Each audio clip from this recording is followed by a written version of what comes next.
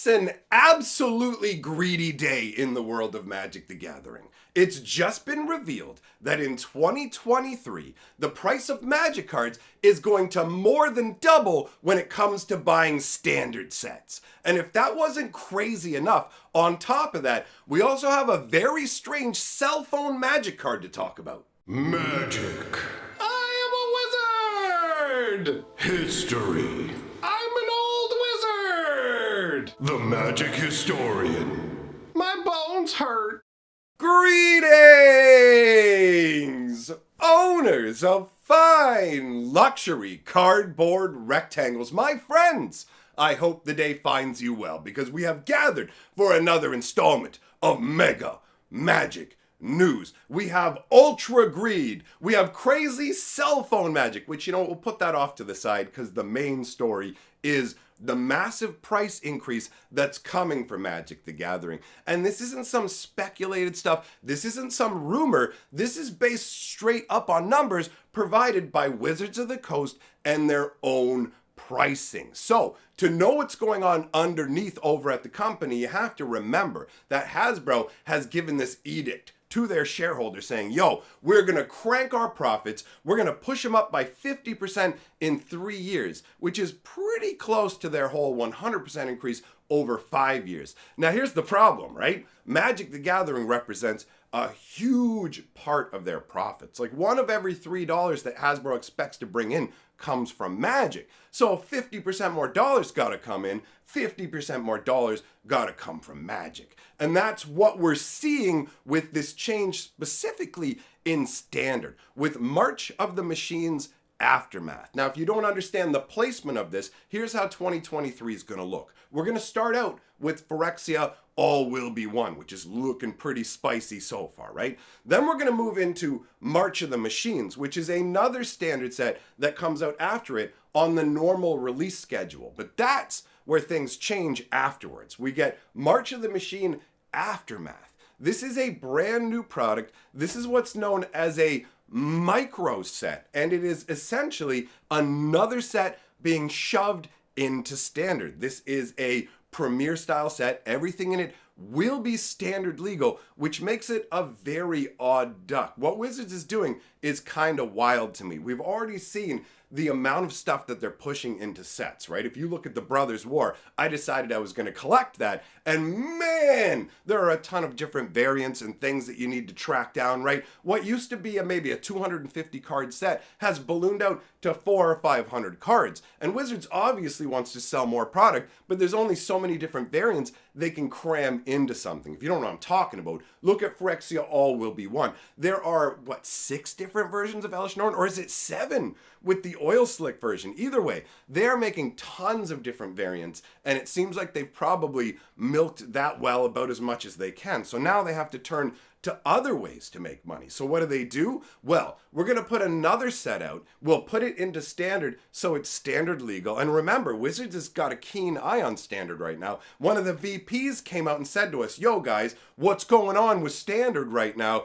We have our ideas, but why do you think people aren't playing in stores? So they clearly have come back around to Standard being more important. At one time, it seemed like they could, all right, you know what, we're going to bring Standard onto Arena. Also, we're not going to care about Standard as the gateway. And if you don't know what that means, because you're new to Magic, for the first 25 years of the game, Standard was the it thing. Wizards of the Coast paid a lot of attention to it. They tried to make it as balanced as they could. With some exceptions, they screwed up. But overall, they tried to maintain it well, and everything grew from Standard and would go into other formats, right? And then Wizards said, you know what? Forget that. We think that Commander and Casual play are the real big deal, and Standard doesn't matter. So we're just going to kind of pull it onto Arena, let it wither, and also use it as a vector to push cards into every other format. So they stated with their new Fire design, the idea is that cards would make an impact all over the place. And we saw that with Oko just going, what's up? I'm going to be played right beside a Black Lotus. I made it all the way to the top format in terms of difficulty to enter because it has the entire card pool. So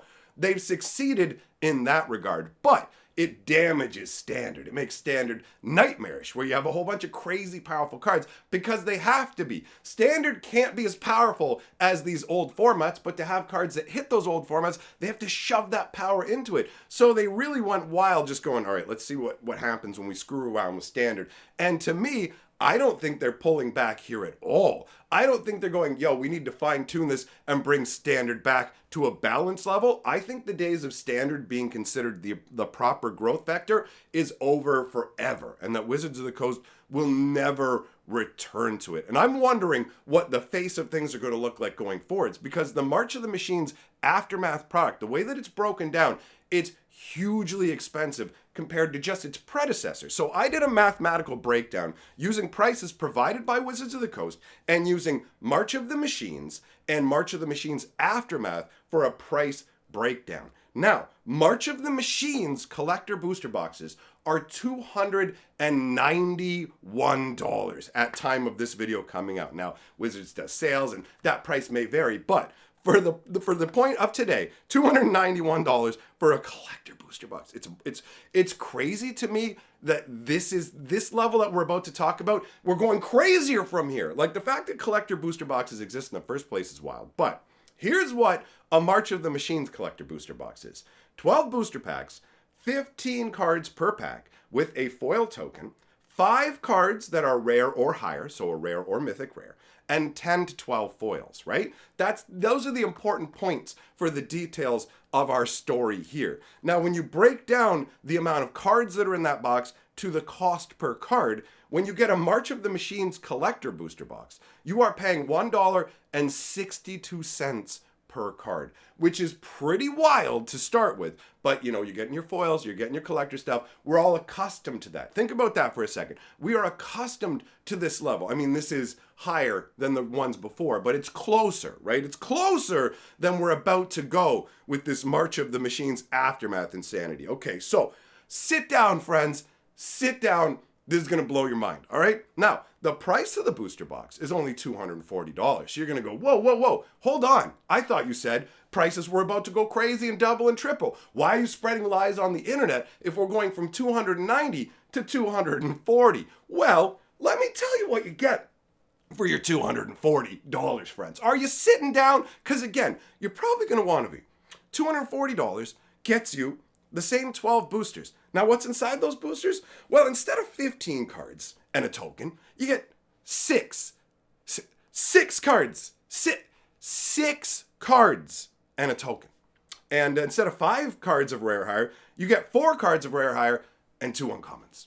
And then instead of 10 to 12 foils, you get 5 to 6 foils. So you're paying $240 for 12 6-card booster packs. And when you break the math down, individually, those cards cost $3.33 each, which is more than double the cost of the March of Machines set. Now, this is a standard legal set, right? So it's not like they're going to cram it full of crazy expensive reprints like they did for Double Masters or anything like that. This is literally a standard set, right? Like, how do you justify these insane prices? How do you justify doubling the prices? Well, what if I was to tell you that doubling is the low end? What if I was to tell you that maybe they were trying to triple the prices? Now, how do we get there? Let's take a look at draft boxes. So, a regular draft box will get you 540 individual Magic cards for 160. I'm actually using the highest draft box that I could find. I think the one they had for March of the Machines was only 148, but I actually went with one that cost 160 to be a little more charitable, right? And even when you're more charitable and round it, you get to 30 cents a Magic card. You're paying 30 cents a Magic card. Now, when it comes to the draft booster boxes for March of the Machines, when it comes to the draft booster boxes, you're getting 24 booster packs, so not 36 packs, 24 packs. And you get 5 cards per pack. 24 packs, 5 cards per pack for only $120. Now, for those of you who are savvy at math, you might have gone, wait a minute, 120 cards, $120, that's $1 a card, $1 a card. That is what standard is going to look like going forwards. If you think that this is just some little, oh, hey, they're just doing this as a one-off. No. This is how it starts. It starts as an inclusion, and then they go, you know what? Our market research has said that people like these micro sets better, so we're actually going to be making more of these. And then you turn around and go, well, okay, what's going to happen to the draft format? Like, they don't care about Arena very much overall. They're willing to change it into whatever they want it to be at any given moment. Like, Arena's actually going to be the place where you go and play pro and it's hardcore. And they're like, actually, scratch that. That's not what it is all. Arena's now Alchemy's Hearthstone, and that's what it is and will always be. And they could just change it at any moment, right? So I actually do wonder if going forwards, like, this is a draft box. This is a draft box with 5 card packs, 24 packs in a draft box. How do you draft 5 card packs? How many packs do you have to buy? Like, how do you call this a draft box? What is happening to Magic right now? So we've got this insane situation where this is the tip of the iceberg. 2023 has to cough up profits, right? So at the beginning of the year, they're going to ease us in with this micro set stuff, but this is going to be permanent now. They're going to basically tack this on to everything. At first, it'll just be like, oh, we're only going to tack these on to some sets that have multiple sets and then add on to the story. And then they'll go, oh, we're just tacking one on to every set. And then they'll go, you know what, we wanted to hit Ikoria, so here's an Ikoria mini set. We wanted to hit Zendikar, here's a Zendikar mini set. And they're just going to sell you 3 cards in a pack for like $8. This is insane. This is insane. Every single card from March of the Machines, every single card will cost you at least $1 just to buy regular draft packs. This is the direction Magic is heading in, and it's just accelerating. Like, 30th anniversary was one thing, friends, but just wait until we see what's coming for the rest of the year. It's absolutely flabbergasting. At this point, on that subject, I'm going to talk myself in circles, because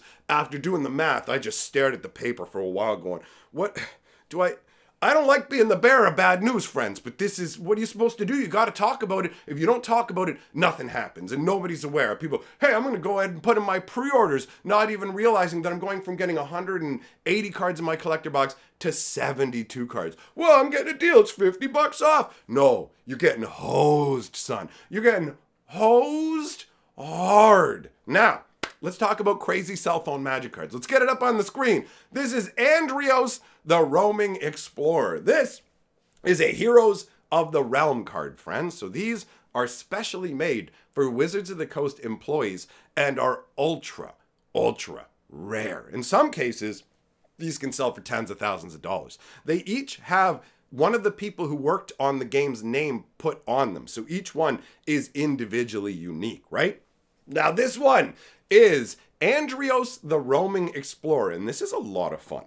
1 green and 5 for a 4/3 legendary artifact creature wizard. It has reach. As long as Andrios is attacking, tapped creatures you control with base power and toughness 4/3 have base power and toughness 16/9. First of all, don't those numbers feel real good? You just go, whoa. My little 4/3 whatever boars are now 16/9s. Get some! I love big, fat, dumb numbers. So it hits sweet on that point, right? And it also has the ability to tap. Add 1 mana of all 5 colors. Creature spells you spend this mana to cast have their base power and toughness become 4/3. This is really neat. You don't normally see this kind of power and toughness setting showing up in Magic very frequently, but obviously it ties amazingly into the previous ability where you can have all your creatures come out set up ready to turn into 16/19s, or 16/9s I should say, when Andrios goes downtown. Now, the flavor concept on this card is really fun too. I don't know if you've already picked up on it, but when it comes to these cards, they design them as a reward for particular groups, and in this case, it's actually going to be the mobile division, right? So this is essentially an Android, referencing Android phones. It's holding an apple, referencing the whole Apple thing. You can actually see the iOS in the name of it as well. Android, iOS crammed together. Roaming on your phones, right? That's in there perfect. Explorer, you can explore Internet Explorer was a thing people used at one point, right? Now, on top of that, it gets even more fun when you realize that the power and toughness setting, the 4/3, 16/9, That's aspect ratio. If you don't know what I mean, you know when you're on your phone and you're watching a YouTube video or whatever, and if you're holding your phone upright, it's in a smaller box, but when you rotate your phone, it goes full on cinematic mode. Well, that is the aspect ratio. So the idea here is when the card is untapped, you would have the smaller little viewing window. When you rotate it, the aspect ratio changes the same way a phone would into the 16:9 aspect. This is a really clever tie-in of flavor and the actual mechanics for the underlying team. You have to hand it to Wizards that when they want to, they can genuinely put in real effort and deliver on a solid concept, because this is really well done. I enjoy it quite a bit, and I hope that it picked up your mood a little bit from the previous news, friends. And if you need more of a mood pickup, I have a whole series of Magic openings that I've been doing on my other channel. We're already up to day, 17 now? So there's like 2 weeks worth of videos for you to check out. I'll leave a link up on the screen, and I'll be live streaming on that channel later today. So if you want to come by and say hello, you're welcome to do so. Big thank you to all my patrons for supporting my channel, and I will see you all, my friends, in the next video or tonight in the stream.